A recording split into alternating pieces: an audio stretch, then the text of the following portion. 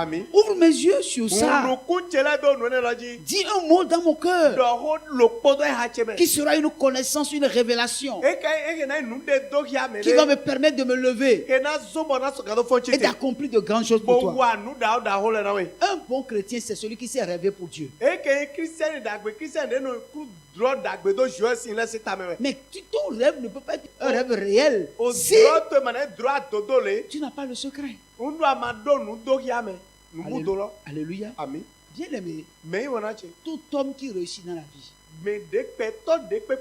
quel que soit le domaine dans lequel tu te trouves, tu as besoin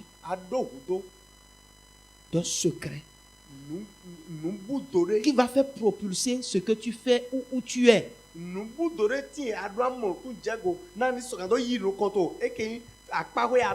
y a un secret qui va te permettre, quand tout le monde parle, quand tu te lèves et tu parles là, on dit non, ce qu'il a dit, on va prendre ça.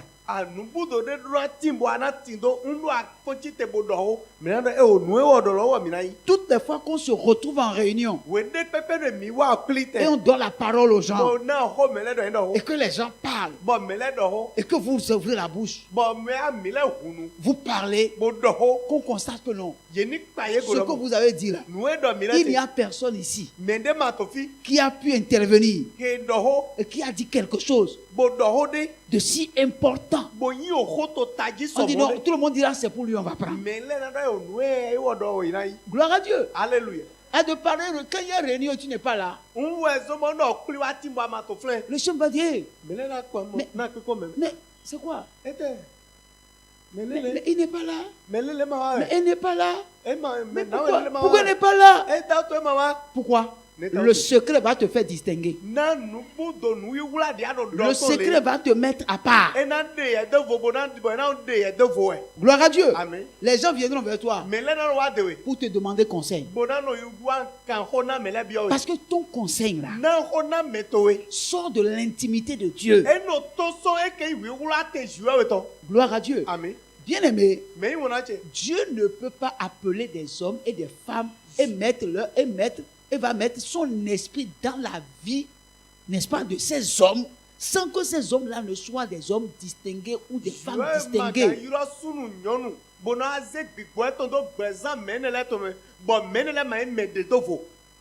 Gloire à Dieu. Alléluia. Tu peux aller à l'école, tu peux avoir le diplôme comme tu ne peux pas avoir le diplôme. Mais quand tu ouvres la bouche et tu parles, on doit voir que tu es une femme de distinction, un homme de distinction par rapport au secret de Dieu dans ta vie et dans ta bouche.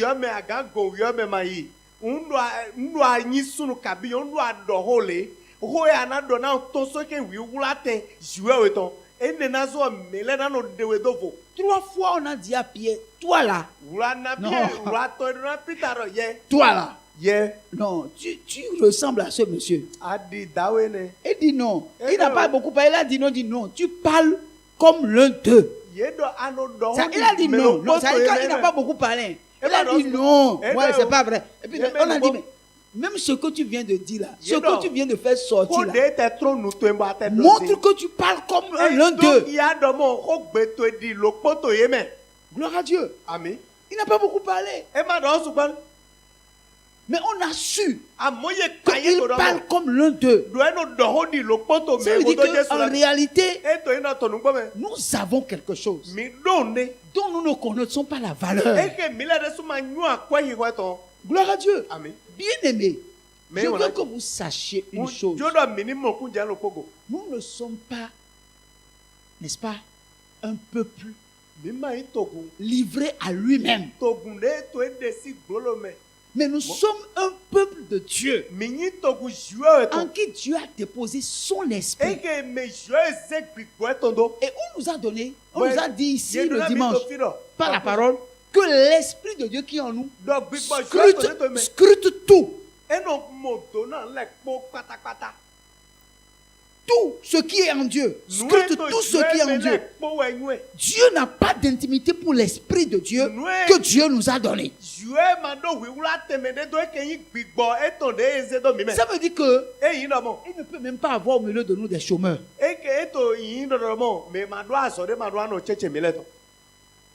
Est-ce que vous m'écoutez? Quand la parole de Dieu a dit, si vous êtes docile et obéissant,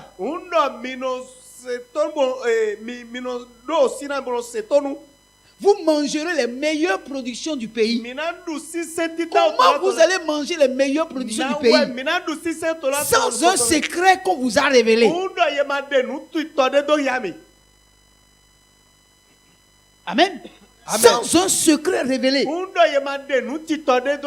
ne pouvez pas manger les meilleures productions du pays sans que vous n'ayez un secret qui vous conduit vers les meilleures productions de la nation. Alléluia.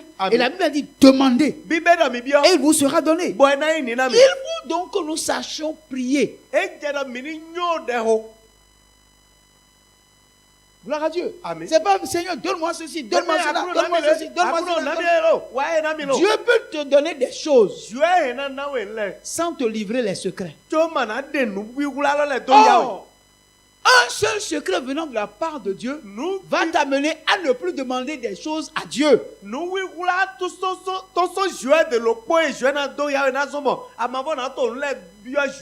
Il y a des gens aujourd'hui qui ne demandent plus l'argent à Dieu. Pourquoi? C'est une affaire réglée. Gloire à Dieu. Alléluia. Le peuple de Dieu est malheureux parce que le peuple de Dieu manque de connaissance. Et quand on parle de connaissance, on parle de révélation.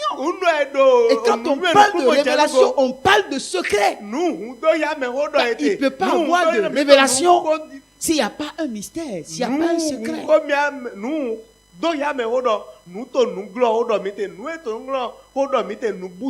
Bien-aimé, je veux que ce que nous disons vous amène à prier et que vous demandiez à Dieu. C'est ton intimité que je veux. Ce qui est caché en toi, ce qui est là au profond de toi, que toi tu as réservé pour moi, qui peut me propulser dans la gloire pour que je sois un élément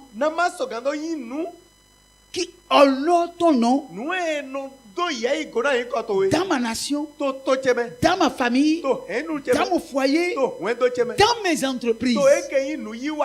Qu'un secret qui va me distinguer des autres pour marquer la différence, que je suis ton fils, que je suis ta fille. Nous pouvons prier comme ça. Vrai ou faux? Vrai ou faux?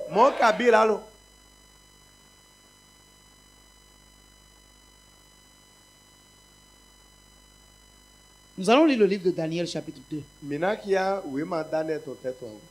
Nous allons commencer à partir du verset 1er. Je veux que nous puissions lire attentivement, sinon écouter attentivement. La seconde année du règne de Nebuchadnezzar, Nebuchadnezzar eut des songes. Il avait l'esprit agité et ne pouvait dormir.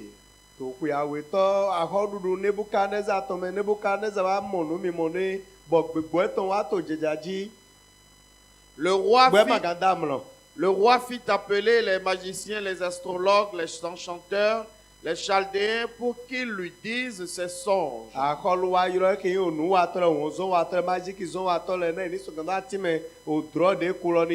Ils vinrent et se présentèrent devant le roi.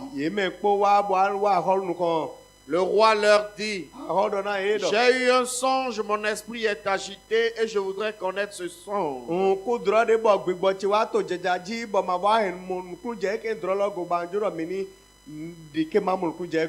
Les Chaldéens répondirent au roi en langue araméenne. Ô roi, vis éternellement. Dis le songe à tes serviteurs et nous en donnerons l'explication. Le roi reprit la parole et dit aux Chaldéens, la chose m'a échappé. Si vous ne me faites pas connaître le songe et son explication,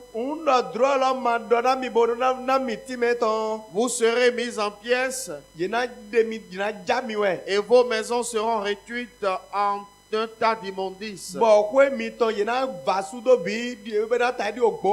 Mais si vous me dites le songe et son explication,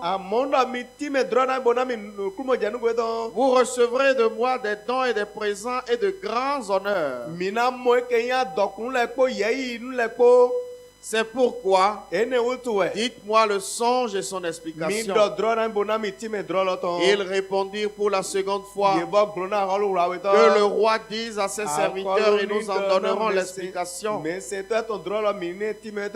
Le roi reprit la parole et dit, je m'aperçois en vérité que vous voulez gagner du temps parce que vous voyez que la chose m'a échappé.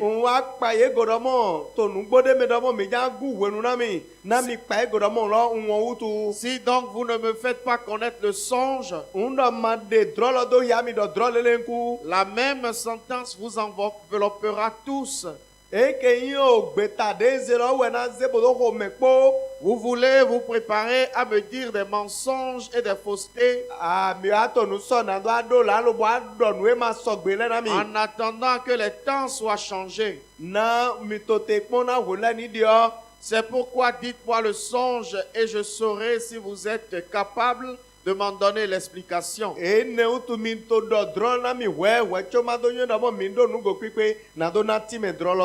Chaldéens répondirent au roi, il n'est personne sur la terre qui puisse dire ce que demande le roi.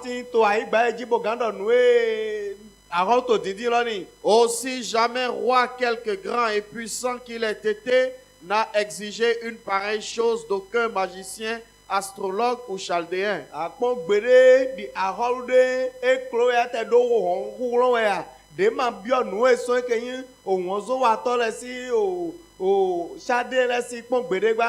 Ce que le roi demande est difficile. Il n'y a personne qui puisse le dire au roi excepté les dieux dont la demeure n'est pas parmi les hommes.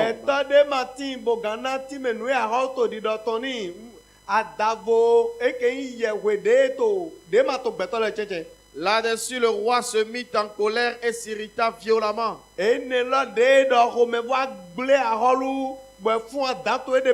Il ordonna qu'on fasse périr tous les sages de Babylone. Amen. Amen. Amen. Bien aimé. Voici une situation qui pour moi est compliquée, sinon dramatique.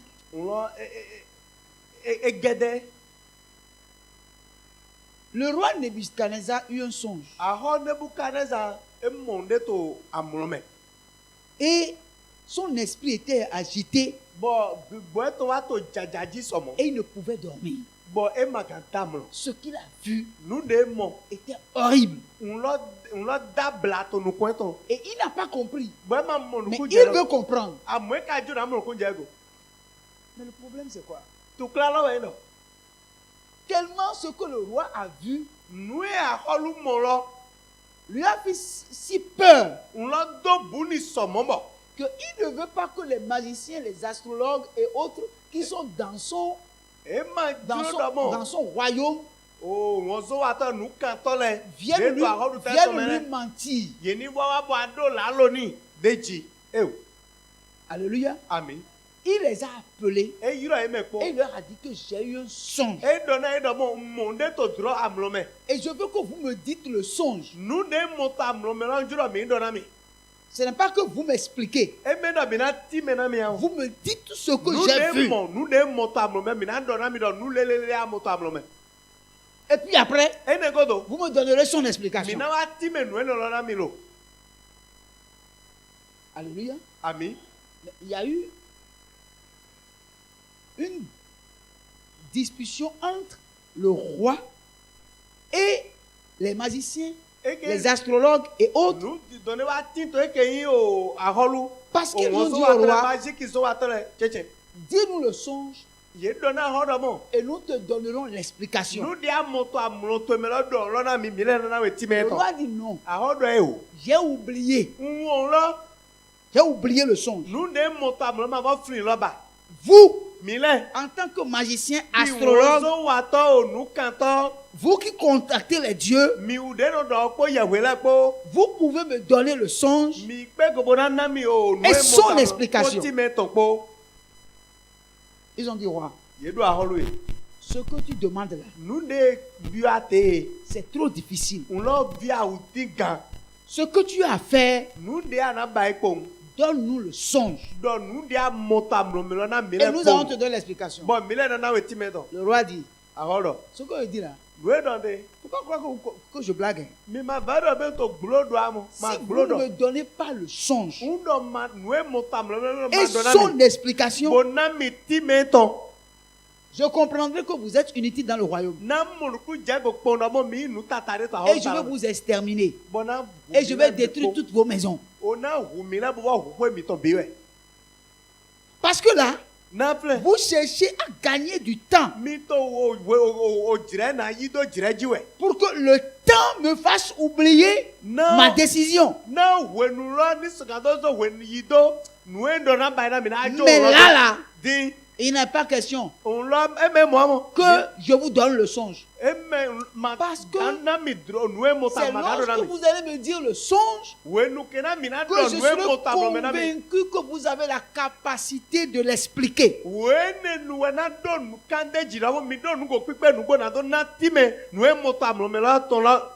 Ils ont dit, roi, aucun roi sur terre avant toi n'a demandé une chose pareille. Ce que tu dis là, aucun roi n'a demandé une chose pareille. Et puis, ce que tu dis, aucun des dieux qui existent sur la terre parmi nous ne peut expliquer ça. Il n'y a que les dieux qui ont leur demeure, qui n'ont pas leur demeure au milieu des hommes, qui peut l'expliquer. Sinon, tous les dieux qui habitent sur la terre là, aucun d'eux ne peut te donner satisfaction. Il n'y a que les dieux qui sont dans les cieux. Or, eux ne connaissent pas les dieux qui sont dans les cieux. Ils ne connaissent que les dieux qui sont sur la terre.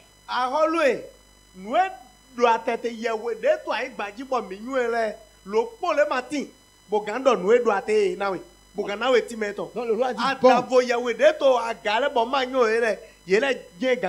le roi dit, bon, si c'est ça, alors là, ma décision de vous tuer et de détruire vos maisons est irrévocable. Et le roi a signé en même temps pour dire, il faut les tuer. Où qu'ils soient, on les attrape, on les tue. C'est tout.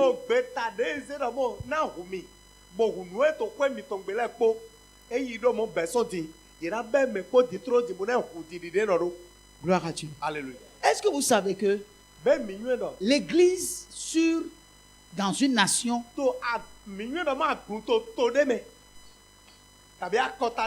garantit la présence de Dieu et la manifestation de la gloire de Dieu dans un pays?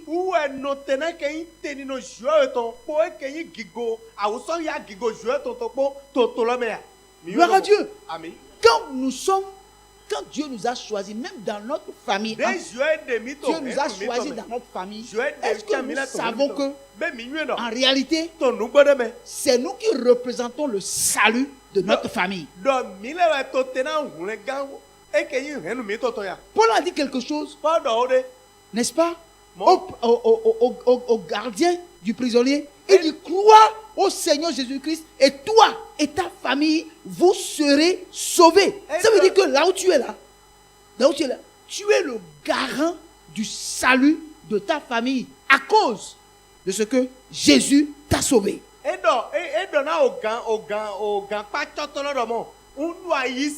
anaga ye po ke henu to epo ye no henu to na mo lega ye we na yi me na zo na yi Jésus se utu. À cause de toi, Na ye utu. Dieu peut épargner ta famille. Dieu na wole henu to ega. Pourquoi? Ne da utu. Parce que ta présence dans ta famille, si tu reconnais que ta présence dans ta famille en tant que chrétien garantit la paix, garantit la vie pour ta famille, ce que tu crois, c'est ce que Dieu va faire.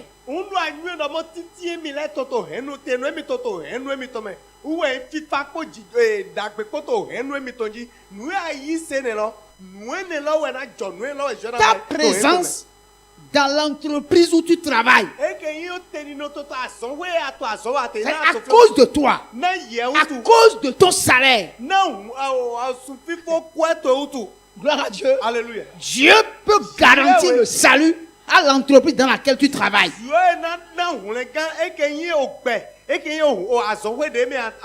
Pourquoi? Parce que l'esprit de l'Éternel est en toi, habite en toi.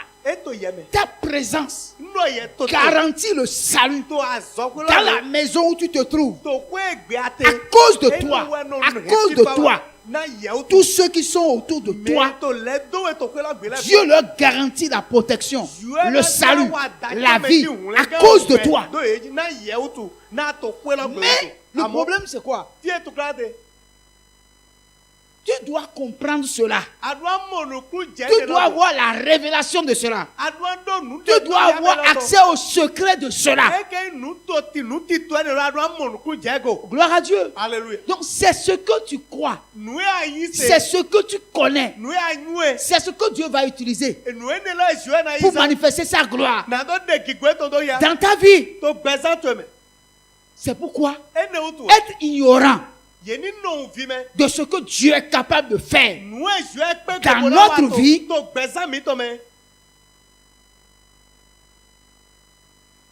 fait que Dieu, dans certains domaines,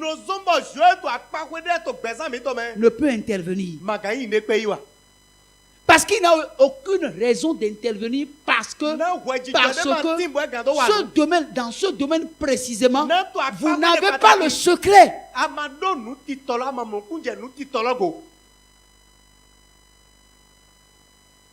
Amen. Ce n'est pas injurier ta famille qui est le problème. Ta famille ne constitue un problème. C'est toi peut-être qui constitue le problème de ta famille parce que tu n'as pas encore compris que tu es la solution de ta famille. Pour Dieu, tu es la solution de ta famille.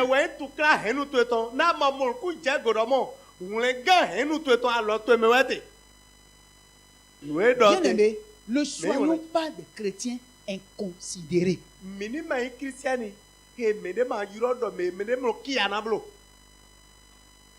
Commence par te considérer toi-même.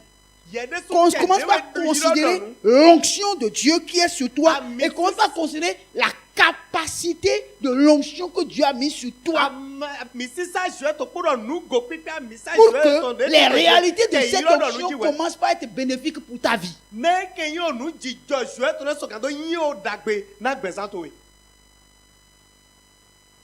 Gloire à Dieu. Alléluia. Un problème est arrivé à Babylone.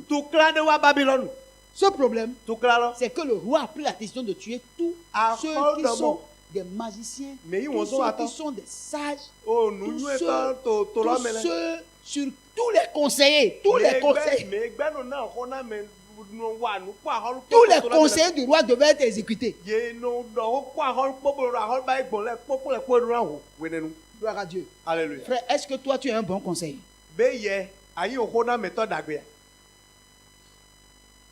Gloire à Dieu. Alléluia. Est-ce que tu es un bon conseiller? Quand tu es à côté de quelqu'un, est-ce que tu es un bon conseiller? C'est le rôle de l'Esprit de Dieu dans la vie du chrétien. Quand tu es à côté de quelqu'un, quand tu parles, tu donnes des conseils, la personne avance, la personne réussit, la personne arrive à connaître la victoire dans les épreuves. Tu n'as pas l'onction seulement pour toi, tu as l'onction pour ton entourage. Tu as l'onction pour ta nation. Le fait que nous ne connaissons pas ces choses-là nous rend malheureux. Quand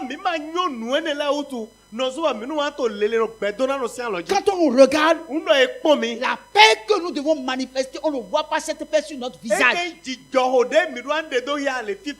Cette manque de connaissance fait de nous nous sommes semblables au commun des mortels. On ne voit aucune différence entre nous et le païen qui n'a pas l'esprit de Dieu.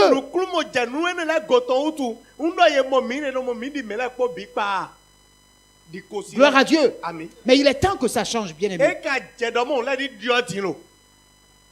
Nous lisons. La sentence fut publiée. Les sages étaient mis à mort. Et l'on cherchait Daniel et ses compagnons pour les faire périr. Alors Daniel s'adressa d'une manière prudente et sensée à Arjoc, chef des gardes du roi, qui était sorti pour mettre à mort les sages de Babylone. Daniel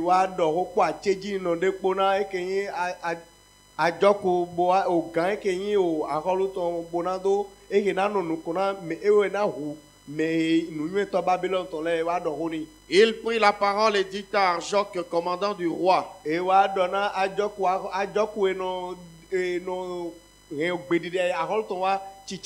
Pourquoi la sentence du roi est-elle si sévère?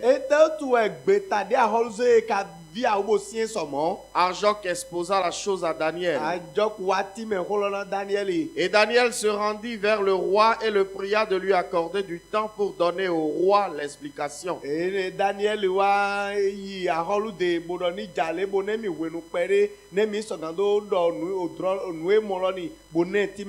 Ensuite Daniel alla dans sa maison et il instruisit de cette affaire Anania, Michaël et Azaria, ses compagnons.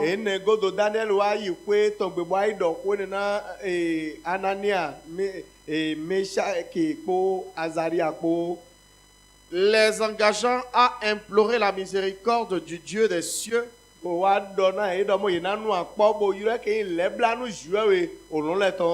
Afin qu'on ne fît pas périr Daniel, ses compagnons avec le reste des sages de Babylone.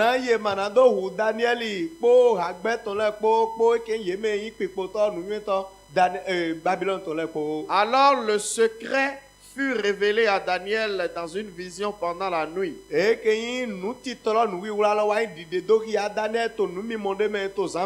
Daniel bénit le Dieu des cieux. Amen. Gloire à Dieu. Alléluia. La sentence du roi était si forte que Arjoc s'était mis à exécution la sentence et voulait tuer les gens.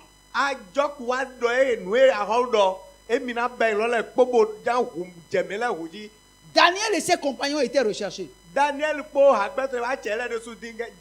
Et certainement, au moment où les gens étaient appelés devant le roi, Daniel et ses compagnons n'y étaient pas.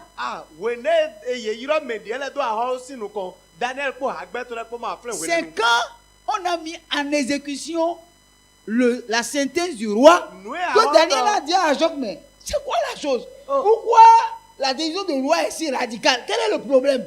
Les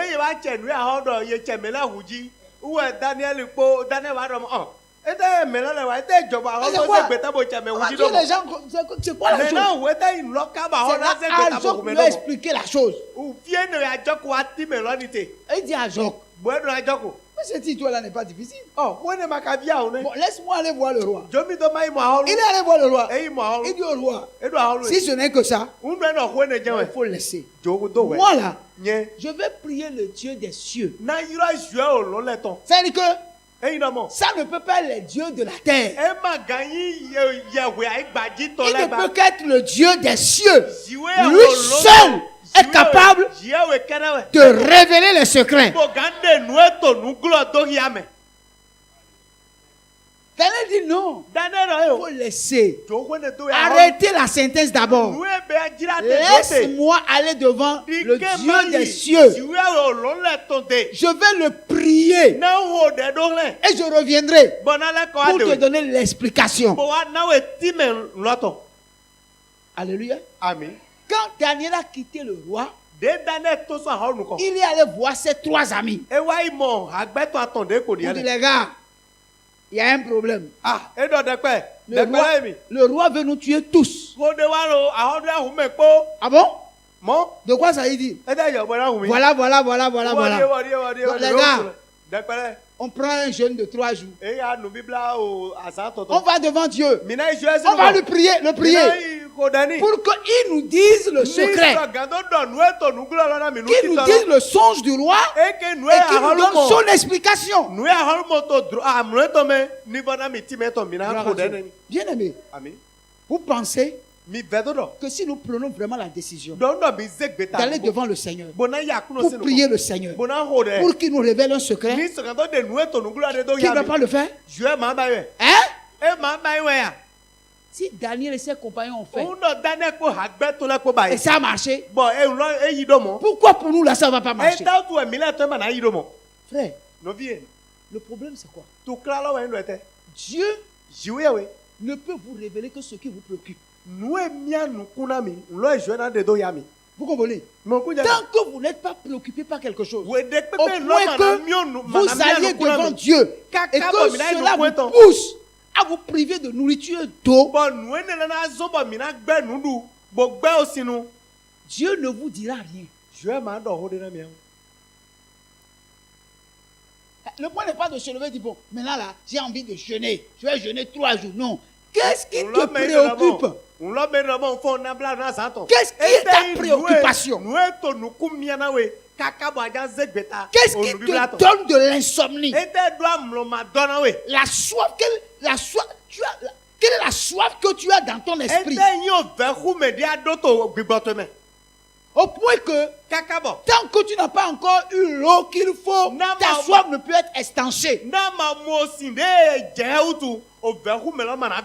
C'est-à-dire, il y a un secret. Il y a quelque chose que tu sais, que Dieu sait. Et il n'y a que lui seul qui peut te révéler le mystère. Gloire à Dieu. Alléluia. Tu n'as pas besoin d'aller vers les hommes. Tu as besoin d'aller vers Dieu. Lui seul, qui est le Dieu des cieux, qui révèle les secrets, c'est de lui que tu as besoin. Tu dois aller dans ta présence, dans sa présence.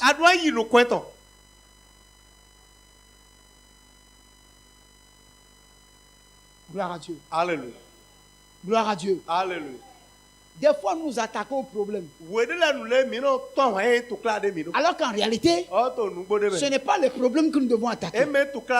C'est le secret qui engendre le problème que nous devons chercher.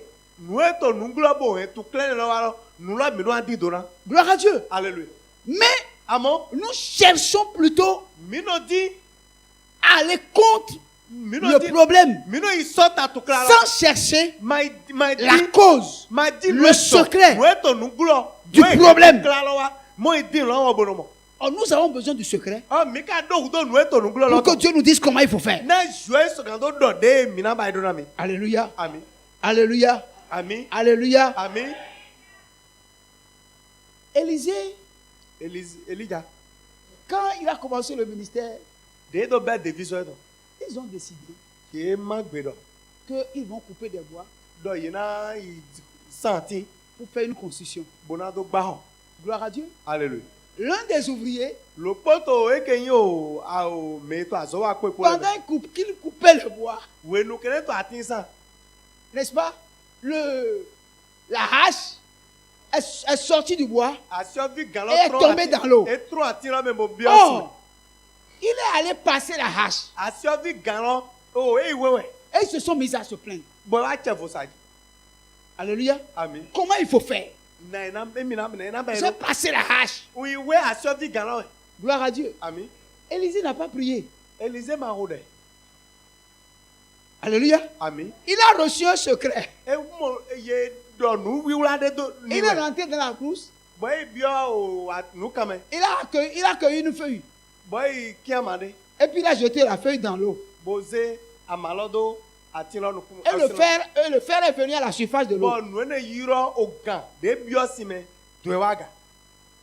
Est-ce que le fer peut nager? Le fer peut rester à la surface de l'eau. Mais comment peut-on arriver à faire sortir le fer là, de cette eau sans entrer dans l'eau? Alors que peut-être il n'y a personne qui sait nager. Gloire à Dieu. Alléluia. Mais la Bible nous dit, il est rentré dans la brousse, il a cherché une feuille, il a pris, il a jeté la feuille dans l'eau. Et le fer est sorti de dessous l'eau. Et ils ont pris le fer. Ils ont remis à sa place. Et le problème est réglé. Il n'a pas prié. Mais il a reçu un secret. Que si tu prends telle feuille, tu jettes dans l'eau, le fer va venir en haut. Alléluia. Amen. Il a réglé le problème simplement. Il n'a même pas gelé. Il n'a pas prié. Gloire à Dieu. Alléluia. Je ne vous entends pas. Gloire à Dieu. Alléluia. Frère, je vous dis la vérité. Ces gens que Dieu a utilisés dans la Bible, et il a accompli tellement de miracles au travers de leur vie. Ils ont connu un secret. Il y a eu un secret auquel ils ont eu droit. Gloire à Dieu. Alléluia. Daniel a dit non, ne t'en fais pas. Arrêtez d'abord la sentence. Je vais aller prier. Parce que si on arrête la sentence, Daniel aussi va mourir. La présence de Daniel à Babylone là était la présence de Dieu à Babylone. Pour protéger le peuple de Dieu à Babylone. Si Daniel mourait, Dieu n'a plus de représentant. Gloire à Dieu. Alléluia. Il est allé devant Dieu. Dieu lui a dit, voici le songe. Et le rêve le songe que Nebuchadnezzar a eu, Daniel a reçu tout. Dans la nuit, en vision, Dieu lui a montré tout. Et Dieu lui a expliqué chaque élément qui se retrouve dans le songe. Quand il s'est réveillé le lendemain, il dit, mais gars, le jeune a pris faim. C'est fini. Dieu m'a parlé. J'ai reçu la révélation. J'ai reçu le secret. Dieu m'a donné le secret. C'est fini. Le roi ne va plus tuer quelqu'un. Gloire à Dieu. Alléluia. Est-ce que tu es là? Avis. Tu es là? Mais ta présence au Bénin, c'est pour sauver le Bénin. C'est-à-dire que tu dois comprendre que tout ce qui est énigme pour les Béninois,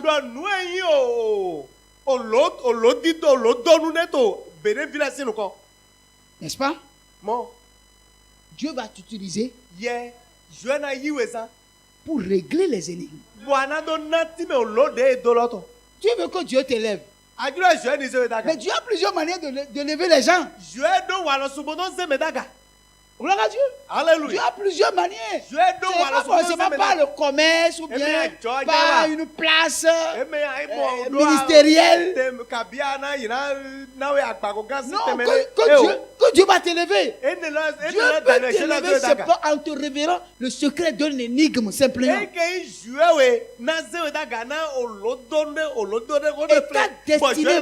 ta destinée va changer. Gloire à Dieu. Alléluia. L'élévation ne vient ni de l'Orient ni de l'Occident. L'élévation, c'est Dieu qui fait ça. Mais c'est comme du vent qui souffle. Tu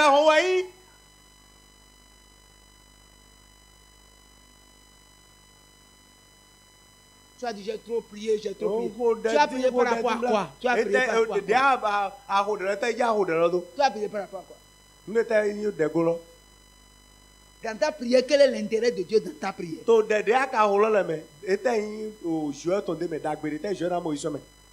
Tu vas régler juste un énigme, m'a dit, mais toi, tu fais quoi dans la vie?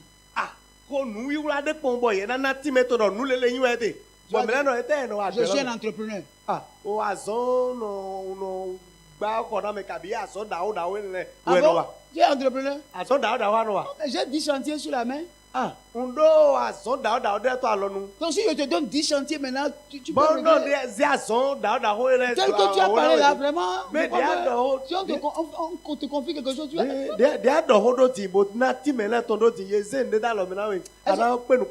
que ta destinée n'a pas commencé à changer? Hein? Gloire à Dieu. Il faut que tu dis, Seigneur, que je sois utile à quelque chose pour quelqu'un. Que je sois utile à quelque chose pour quelqu'un. Rends-moi utile.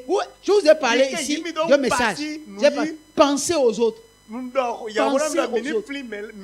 C'est-à-dire, ta présence dans ta famille, n'est-ce pas? C'est pour les autres. C'est-à-dire, Dieu fait certaines choses dans ta vie, non pas pour toi, mais pour les autres. Pour te rendre incontournable dans le milieu où tu es. Gloire à Dieu. Amen. Tu seras ici. Et les gens vont parler de toi à Paris. Gloire à Dieu.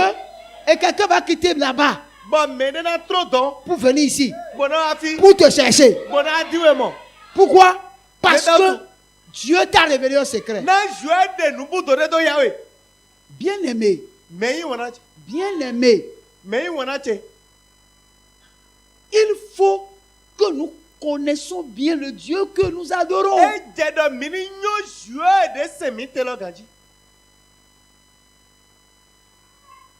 Alléluia. Amen. Avant de revenir sur le texte, dans le livre de 1 Corinthiens, chapitre 12, verset 8, la Bible nous a parlé de 2 dons, mais c'est le deuxième. C'est sur le deuxième que je veux que vous...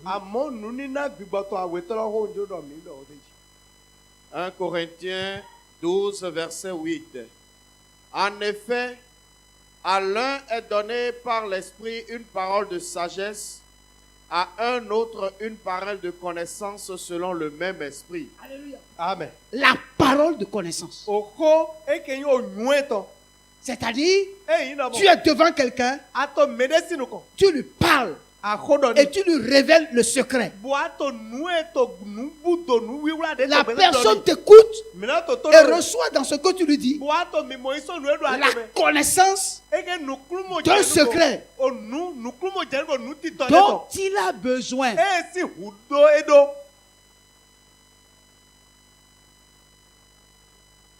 Gloire à Dieu. Alléluia. En réalité, Dieu nous a tout donné. Mais nous sommes dans l'ignorance. Nous ne sommes pas curieux. C'est les gens qui sont curieux qui posent beaucoup de questions sur des sujets. Et quand ils vont devant Dieu, ils ne prient pas pour demander. Ils prient pour questionner. Et demandent une réponse à leurs questions. Est-ce que vous comprenez ce qu'il dit? Ça dit si vous n'êtes pas curieux, quand Jésus est rentré chez Marie et Marthe, Jésus n'était pas venu pour prêcher. Il est venu se reposer. Manger et se reposer. Marthe connaît la parole. Marie aussi connaît la parole. Mais Marie particulièrement s'est assise au pied du Seigneur. Était en train de lui poser des questions. En train de poser des questions. Et le Seigneur est en train de répondre aux questions. Et Marthe était fâchée. Mais pourquoi le Seigneur ne peut pas dire à ma soeur de venir m'aider pour qu'on fasse vite les choses? Et Jésus lui a dit, oh, tu t'agites et tu t'inquiètes pour beaucoup de choses. Mais une seule chose est nécessaire. et marie ta soeur, a choisi la meilleure part qui ne lui sera pas ôtée. Vous savez ce que ça veut dire? C'est-à-dire, si Dieu te révèle un secret, c'est pour la vie.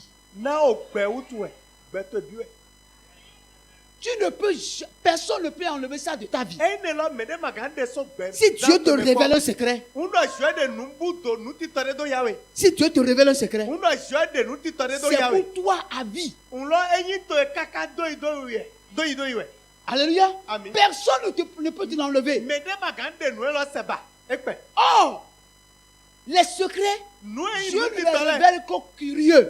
Et les curieux, ce sont ceux qui posent des questions. Parce qu'ils veulent comprendre. Parce qu'ils veulent saisir. Est-ce que toi tu es curieux? Est-ce que quand toi tu vas devant Dieu, tu poses des questions? Mais comment tu peux poser des questions à Dieu si tu ne lis pas la parole de Dieu? Parce que c'est en lisant la parole de Dieu que tu vas voir des choses dans la parole que tu voudras comprendre. Et tu vas devant lui. Tu dis Seigneur, dans ta parole tu as dit ceci. Mais pourquoi tu as dit ça? Je veux comprendre. Amen. Amen. On va s'arrêter là.